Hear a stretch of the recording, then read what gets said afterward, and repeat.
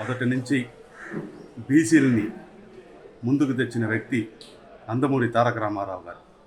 అదేవిధంగా మన జాతీయ అధ్యక్షుడు నారా చంద్రబాబు నాయుడు గారు కూడా ఆ విధాన్ని ఫాలో చేసి బీసీలని ముందంజలో తెచ్చి బీసీలకు ప్రయారిటీ ఇచ్చిన వ్యక్తి మన నారా చంద్రబాబు నాయుడు గారు.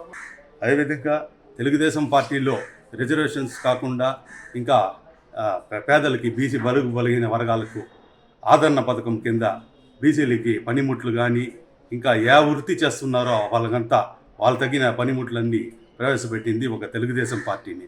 అదే మన ప్రభుత్వం తర్వాత వైసీపీ ప్రభుత్వం వచ్చిన తర్వాత ఆ ఆదరణ పథకాలంతా నాశనం చేసి పేదలకంతా ఏమీ లేకుండా సున్నా చేసి అదేవిధంగా ఆ కార్పొరేషన్లు 54 కార్పొరేషన్లు పెట్టినారు. ఆ కార్పొరేషన్లో ఎలాంటి నిధులు కూడా ఇవ్వలేకుండా పూర్తిగా అన్యాయం చేసిన పార్టీ ఒక వైసీపీ పార్టీ అని